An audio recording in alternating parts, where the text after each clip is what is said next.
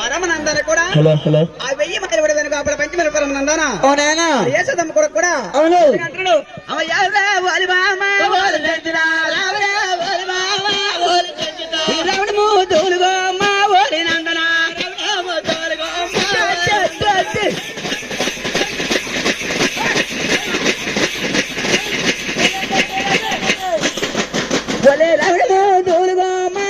నందన